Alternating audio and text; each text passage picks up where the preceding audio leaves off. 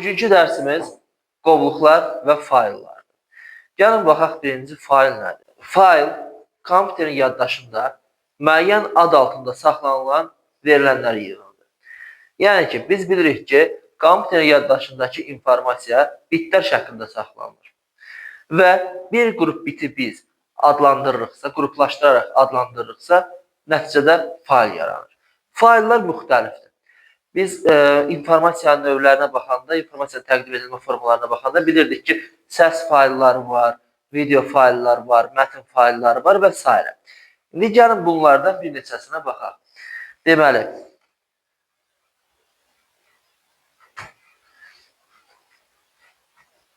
gəlin mənə bir zəhmət olmasın. Gələcək. Bizdə nümunə olaraq bir neçə fayl yaratmışam mən. Müxtəlif fayllarımız var bizim. Baxsaq, icra fayllarımız var, qrafik fayllarımız var, mətn fayllarımız var. Adlarını mən bunların faylın uyğun olduğu növə uyğun qoymuşam. Yəni, aid olduğu növə uyğun qoymuşam ki, çaşqınlıq yaratmasın. Mətn fayllarımız var, səs fayllarımız var, təqdimat video və s. İndi gəlin biz bir şeyə baxaq. Nəyə baxırıq? Hər bir faylın adı nələrdən ibarətdir? Faylın adında bizdə faylın adı iki hissəli olur. Faylın ad hissəsi və ad uzantısı hissəsi. Bunlar bir-birindən nöqtə ilə ayrılmış olurlar. Faylın adı və ad uzantısı. Misal üçün, burada biz bunu götürsək, həmin buradakı səs faylını götürsək, bizdə necədir? Səs, bu bizdə faylın adıdır. Sonra gəlir nöqtə və ad uzantısı. Wave bizdə bunun ad uzantısıdır. Bu nəyə görə belədir? Bizdə faylın adı, faylın, yəni ki, belə deyək, özünə məxsus olan hissəsidir. Faylın adını bildirir.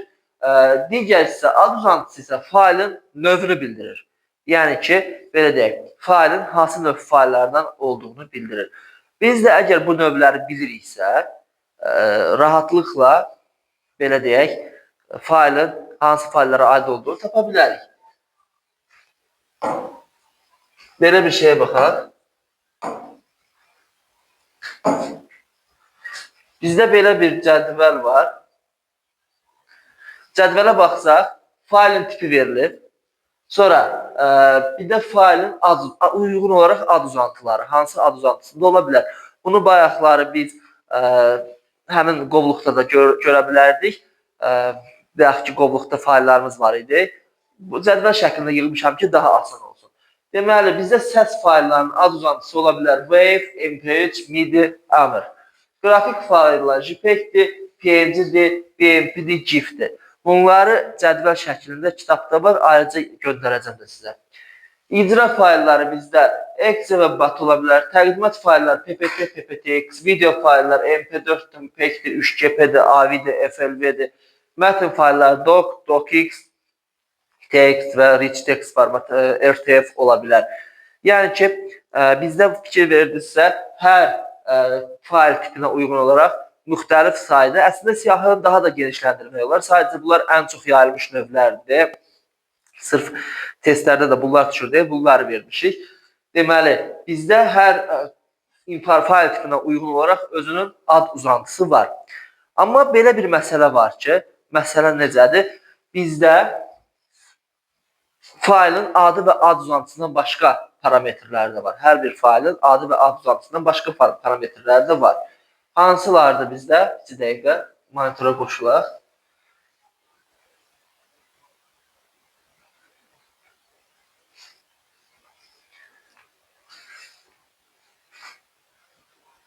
Bizdə faylın ad uzantısı hansılardır? 2 idi. 1. Faylın ad uzantısını dedik, faylın adını dedik. Başqa hansı parametrlər ola bilər? Faylın yaddaşda tutduğu yer var. Bunu biz informasiyanın həcmi dərsində keçmişik. Ondan əlavə faylın tam adı var. Və yaxud da bir də faylın ünvanı. Faylın ünvanı nədir? Fayl harada yerləşir o. Faylın tam adı nədir? failin tam adı, failin ünvanı, üstəgəl adı, üstəgəl ad uzantısı. Misal üçün, bizim bu qovluğumuz yerləşir harda? Ünvan səthinə bir dənə klikləyirik və bizdə belə bir yazı meydana gəlir. Bura baxsaq, biz ilk olaraq nəyə görürük? Bilmirəm, indi videoda nə qədər aydın görsənəcək. Çalışıram qıraqda da qeyd edeyim. Burada yazıda qeyd edeyim, orada görsədir. Biz görürük ki, bizdə gəlir C.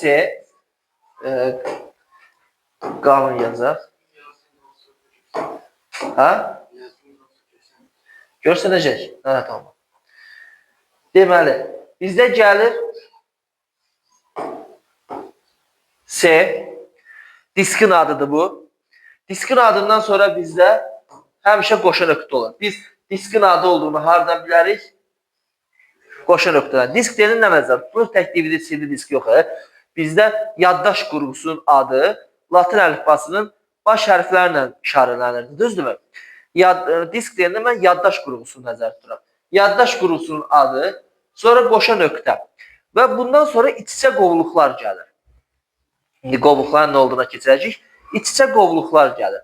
Və bu qovluqlar bir-birindən slashdan ayrılır. Tərs slashdan daha doğrusu. Tərs slashdan ayrılır. Bizdə necədir nümunədə? Users, sonra bir dənəsi də var. Sonra bir dənəsi də var.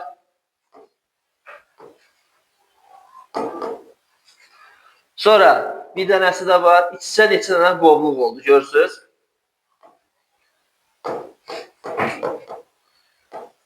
Və nəhayət bizdə sonuncu slashdan sonra nümunə qovluğumuz qısa yazdım. Bu nə deməkdir? Bizim qovluq, hazırda bax bu nümunə qovluğu, adı nümunədir. Yerləşir harda? C diskində yerləşir. C diskində users qovluğunda, users qovluğun içindəki Emrah qovluğunda, Emrah qovluğun içindəki OneDrive qovluğunda, OneDrive qovluğun içindəki desktop qovluğunda yerləşən nümunə qovluğu. Yəni fikir verdiniz, qovluqlar bir-birinin içindədir, iç-içə qovluqlar sistemidir və bir-birindən ünvanda nə ilə adlanır, ayrılır? Tərs slashdan. Biz bunu silək. İndi burada hər hansı bir faylın, məsəl üçün bizdə belə bir mətn text faylı var. Bu ünvan idi, bayaq göstərdiyim. Bunun tam adını yazsaq, uyğun olaraq bizdə olacaq necə? C. Bax, bunun adını yazsaq, olacaq bizdə C. C-dən sonra gələcək slash. Sonra bayaqki kimi users slash Emrah slash OneDrive slash desktop slash nümunə slash gəldik bu hissəyə. Mətn, bura qədər ünvan idi, düzdür? Mətn nöqtə text. Yadda saxlayın. Faylın adı sonuncu slashdan sonra gələndir. Sonuncu slash bizdə hardadır? Sonuncu slash bizdə buradadır. Bundan sonra gələn faylın adıdır. Necə? Hə, bəzən çaşdırıcı suallar olur. Faylın adında da, qovluğun adında da nöqtə ola bilər. Ona görə biz slashlara diqqət edirik. Çünki indi sizə bir neçə faylların adlandırılmasında bir neçə məhdudiyyət göstərəcəm. Həmin məhdudiyyətlərə baxanda bilərsiniz ki, nəyə görə deyirəm. Bizdə deməli, sonuncu slashdan sonra olan nədir? Faylın adıdır. Sonuncu slasha qədər olan hissə isə faylın ünvanıdır. Yenə də bayaqki kimi bizdə yaddaş qurğusu, sonra da iç-içə qovluqlar yerləşir. Və sonuncu nöqtədən sonra olan hissədə nə oldu? Faylın ad uzantısı. Aydındır bura qədər? Yaxşı. İndi gəlin sizdən faylların adlandırılmasına baxaq. Bizdə Nümunəyə baxaq. Məsəl üçün, mən bunun adını dəyişdirmək istəyirəm. Gəldik. Adını dəyişdir vururuq. Və bizdə belə bir mesaj çıxır. Hansı mesajdır? Deyir ki, bizdə tərs slash, qələmi qalınlaşdırın. Tərs slash, qoşa nöqtə, ulduz, sual, dırnaq, böyükdür, kiçikdir və düz xətdir. Bu simvollardan failin adında istifadə etmək olmaz. Bu da MS-DOS-na qalan şeydir. Yox deyəcəm indi. Bizdə nəyə görə bunlardan istifadə etmək olmaz? Məsəl üçün, slashdan və tərs slashdan bizdə ünvanların qeyd olunmasında istifadə olunur. Bayaqları baxdınız ki, tərs slashdan ayrılırdı da bizdə qovluqlar, iç-içə qovluqlar.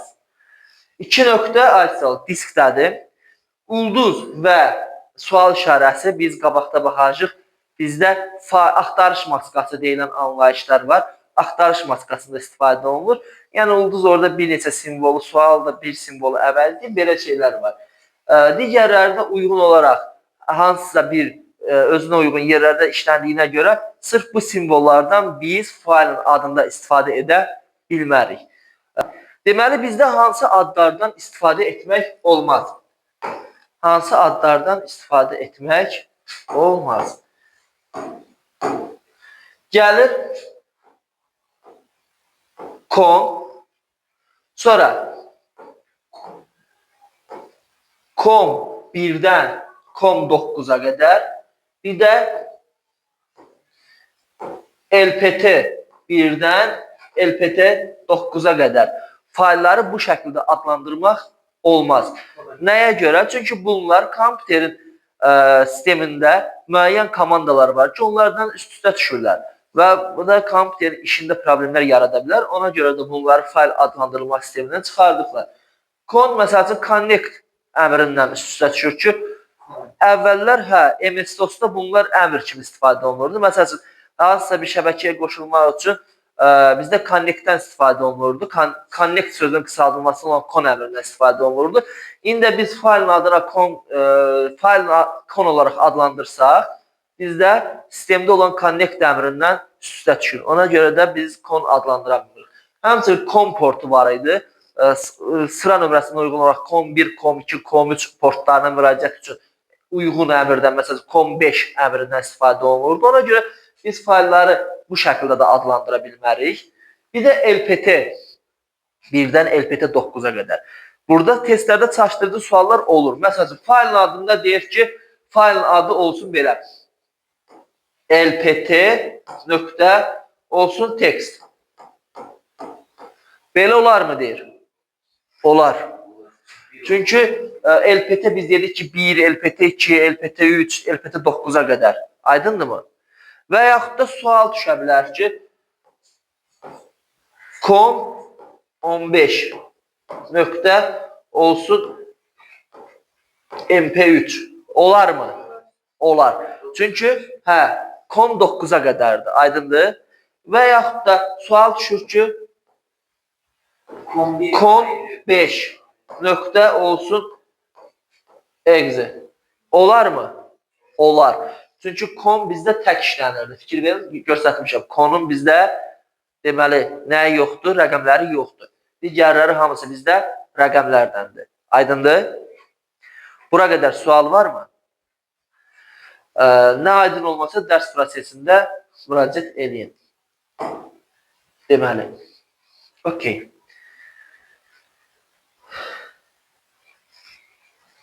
Gələk qovluqlara. Qovluqlar bizdə Windows əməliyyat sisteminin əsas elementlərindən biridir. Nə üçün lazımdır? Bizdə faillər hamısı yaddaş qruplarında bitlər şəklində saxlanılır. Və bizdə əgər qovluqlar olmasaydı, hamısı bir yerdə olardı faillərimizin və failləri axtarıb tapmaq, failləri bir-birindən seçmək bir qədər çətin olardı. Buna görə də biz qovluqlar sistemindən istifadə edirik, iç-içə qovluqlar sistemindən. Yəni, hər bir faili biz uyğun olaraq müxtəlif qovluqlarda yerləşdiririk. Bu da faillərin axtarışı və faillərlə işi asanlaşdırır. Qovluqlar dediyim kimi iç-içə yerləşə bilər. Kənar tək də ola bilər, iç-içə. Məsələn, bu bizdə qovluqdur, 001 adında qovluğumuzdur. Bizdə harda yerləşir? Nümunə qovluğunun içində. Nümunə qovluğu bayaqki nümunədən baxırdıq ki, harda yerləşirdi? Desktop qovluğunun içində. Desktop qovluğu öz növbəsində yerləşirdi OneDrive qovluğunun içində və s. Aydındır? Yəni iç-içə qovluqlardır. Biz qovluğun içində nə saxlaya bilərik? Qovluğun içində biz fayl saxlaya bilərik, qısa yol saxlaya bilərik, qısa yollara baxacaq qabaqda və digər qovluqları saxlaya bilərik. Aydındır? Bir də belə bir söz deyim. Faylın adına olan bir məhdudiyyətdə var idi ki, faylın tam adı kitabda faylın adı olaraq qeyd olunur. Əslində məntiqlidir o da, sadəcə tam adı desək daha uyğundur. Faylın tam adı maksimum 255 simvoldan ibarət ola bilər. Yəni ki, iç-içə sən qovluqlar yaratdıqca elə bir vaxta gedib çataşsan ki, elə bir hissəyə gedib çataşsan ki, orada sən heç nə yarada bilmirsən. Çünki 255 limiti bizdə dolur. Faylı və yaxud da qovluğu da yaradanda biz mütləq ona ad qoymalıyıq da, düzdür? Və biz artıq limiti doldurmuşuq deyə ad qoya bilmirik. Nəticədə bizdə fayl yarana bilmir. Yadda saxlayın. Faylın adına olan limitlərdən biri də simvol sayıdır. Faylın tam adında maksimum 255 simvol ola bilər. Aydındır? Necə? Ən birinci faylın saxlandığı yaddaş qurulsun adından faylın ad uzantısının sonuncu hərfinə qədər. Aydındırmı? Bir də belə bir şey var ki, bir kompüterdə iki eyni tam ada malik fayl ola bilməz. Yəni bir tam addan cəmi bir dənədir. Məsəl üçün biz burada baxsaq, mətn bizdə bir neçə də mətn faylı var. Mətndir. Hamısı bir qovluqdadır. Bunların bir-birindən fərqi nədir? Ad uzantısı. Faylın tam adında bizdə fərq var əslində. Düzdür, bunlar adları eyni olsa da. Məsələn, mən burada RTF formatında ikinci mətn faylını yarada bilmərəm. Tutaq ki, belə bir söz deyim. Mətn tekstdir də burada, düzdürmü?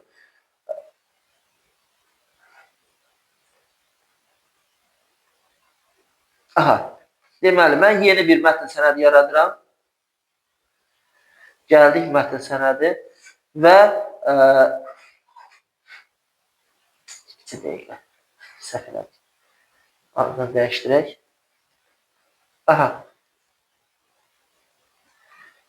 Mən fikir verin, mətn tekst, düzdür? Enteri vuranda bizə belə bir mesaj çıxır ki, adı bu şəkildə dəyişdirmək olmaz. İstərsən əgər mətn 2 tekst kimi dəyişdirə bilərik. Yəni ki, bu nəyə görədir? Bayaqlar dediyim kimi, bir tam adda 2 fayl ola bilməz. Aydındır? Mətnin nədir? Faylın ad uzantısı bizdə adətən 3 simvollu olur.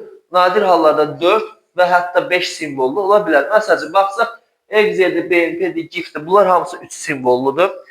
Ondan sonra biz docx var. Burada üstündə göstərdiyim pptx var. Bunlar 4 simvollu ad uzantılardır. Bir də bizdə, məsəl üçün, Access-dən verilənlər bazası nümunəsi verilmişəm. 5 simvollu ad uzantısına malikdir. Kimin sualı var? Kim nəyə başa düşmədi?